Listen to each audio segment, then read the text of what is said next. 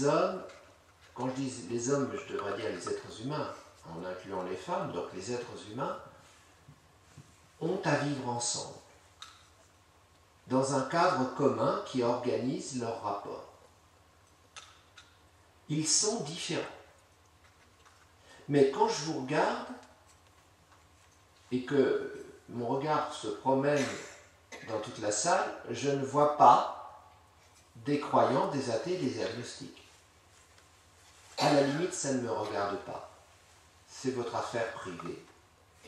Certains d'entre vous croient en Dieu, d'autres ne croient pas en Dieu, d'autres sont agnostiques. C'est votre affaire privée. Et à la limite, je n'ai pas à le savoir. Vous avez le droit à la discrétion, comme vous avez le droit à la manifestation, selon certaines règles, de votre conviction. Voilà. Alors, il est entendu que quand je vous regarde, je vois des êtres qui se ressemblent. C'est-à-dire que ce qui me paraît évident, c'est à la fois notre unité et notre diversité. Il y a parmi vous des croyants, des athées, des agnostiques, mais pour l'heure, je ne saisis que des êtres humains qui me regardent, qui pensent tout bas pendant que je pense tout haut. Et ce qui m'apparaît comme évident, c'est ce qui nous est commun. Nous sommes là, à Cannes Université, pour faire le partage du sens et de la culture. Donc, déjà, nous démontrons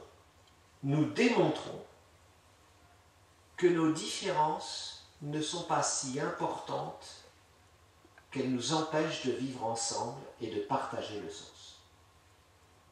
Nous démontrons qu'il n'est pas nécessaire d'avoir la même croyance, ou la même absence de croyance, ou disons la même conviction spirituelle, pour vivre paisiblement ensemble, pour se parler, et pour avoir quelque chose qui nous soit commun et que nous puissions partager. Dès lors, sur ce constat, nous sommes divers et nous sommes un, vous me ressemblez, je vous ressemble, mais nous sommes différents tous, il y a une idée forte qui se dégage. C'est que l'unité principielle de l'humanité précède les différenciations. Peut-être même qu'elle est plus importante que les différenciations, nous allons voir. Alors, certains hommes croient en Dieu, d'autres ne croient pas en Dieu, d'autres sont agnostiques. Comment peuvent-ils vivre ensemble? Quelle place faire à la religion, à l'humanisme athée, à l'humanisme maçonnique, à l'humanisme agnostique dans la cité? Voilà la question. Comment vivre nos différences de telle façon qu'elles n'engendrent pas le conflit? Voilà des questions fortes de philosophie politique qui touchent à la conception du cadre qui nous est commun, du cadre juridique et politique qui va nous permettre de vivre ensemble. Voilà la question. Et maintenant que j'ai posé la question, comme on doit faire dans tout sujet de dissertation, une introduction pose la question, on va passer au développement et on va tenter de répondre de façon raisonnée et argumentée à la question. Je vais penser tout haut devant vous. Donc la question c'est comment vivre ensemble nos différences de telle façon qu'il y ait paix, de telle façon qu'il n'y ait pas conflit. Il faut donc préserver deux choses en même temps. Le respect de la diversité et le respect de l'unité. Car si on opprime la diversité au nom de l'unité, ce n'est pas satisfaisant. Mais si on détruit l'unité en absolutisant la diversité, ce n'est pas non plus satisfaisant.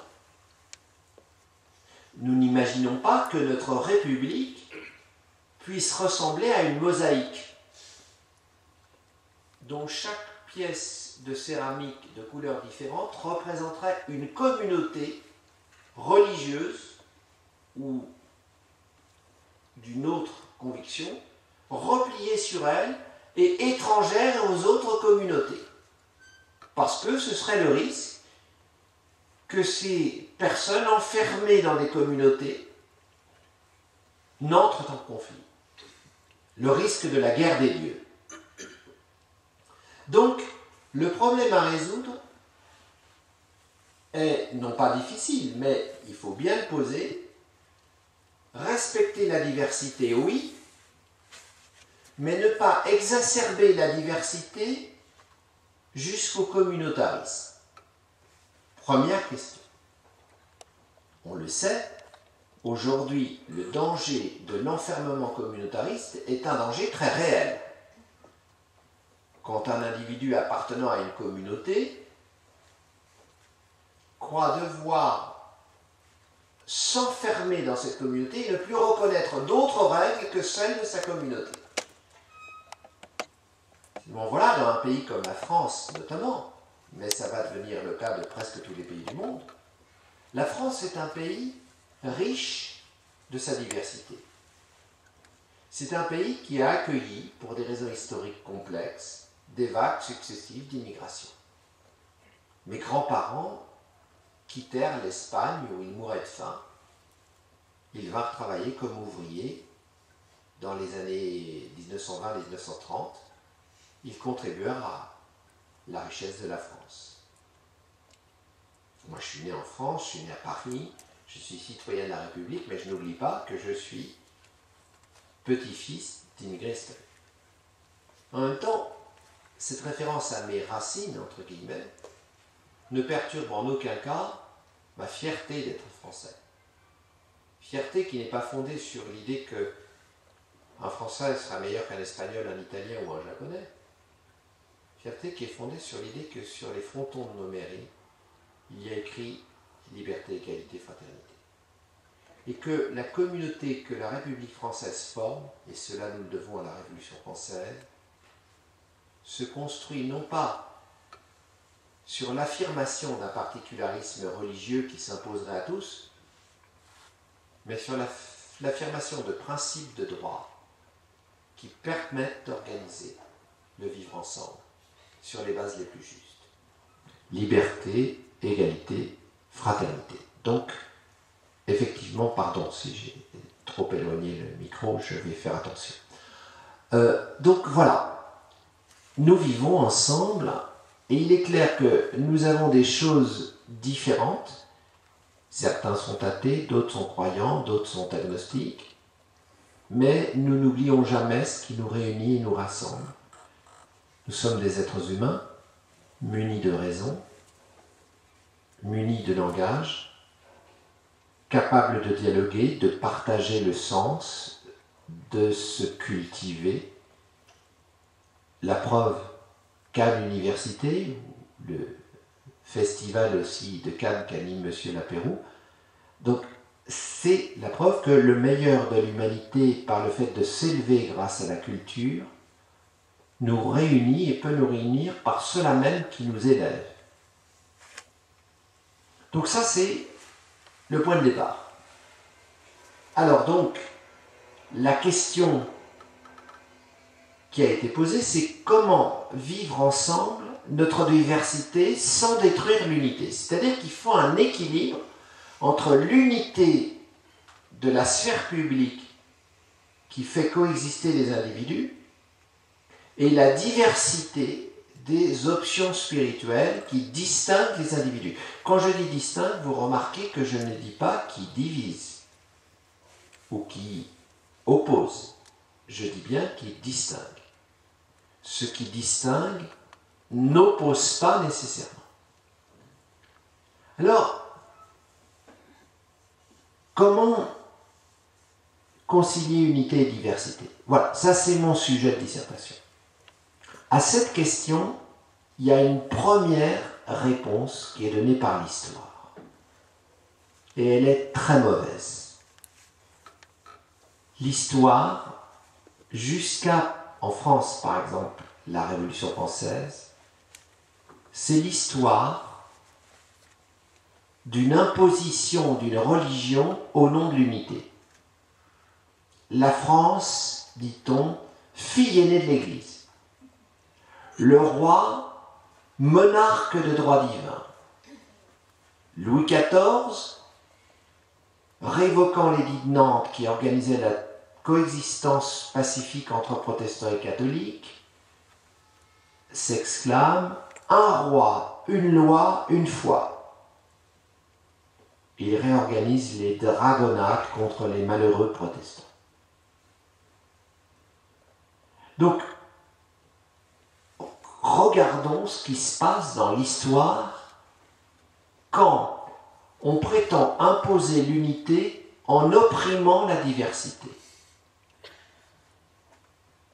Est-ce la religion qui le requiert? Pas exactement. C'est l'instrumentalisation politique de la religion.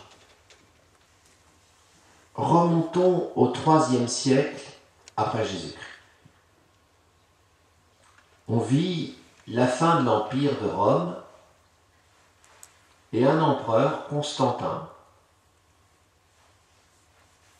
pour des raisons politiques très complexes dans le détail desquelles je ne vais pas entrer, décide de se convertir au christianisme.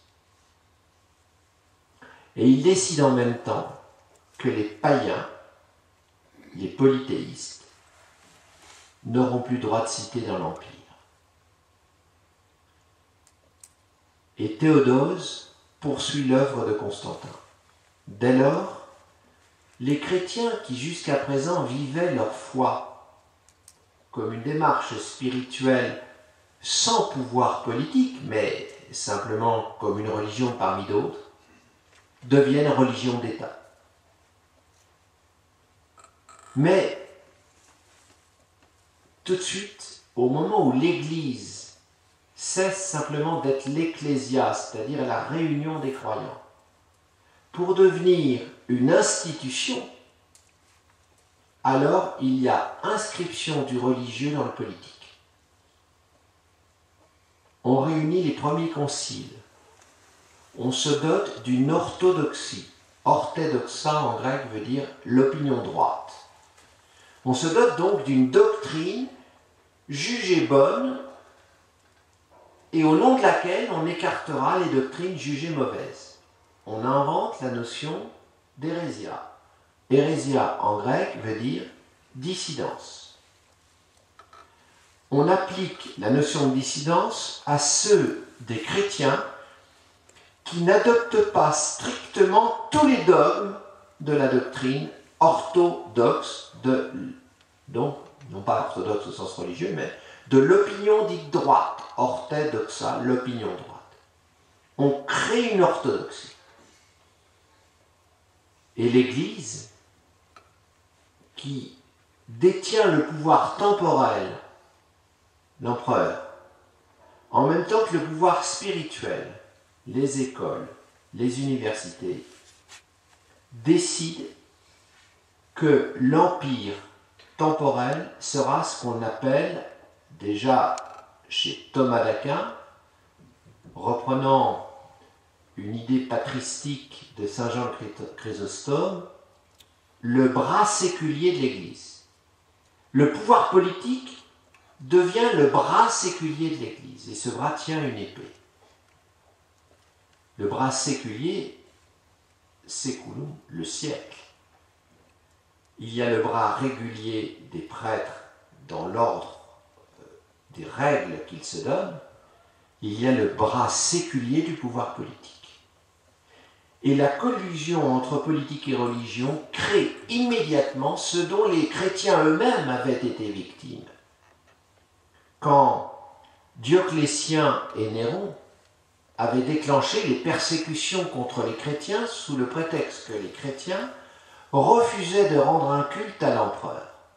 Ils refusaient de considérer l'empereur comme un dieu.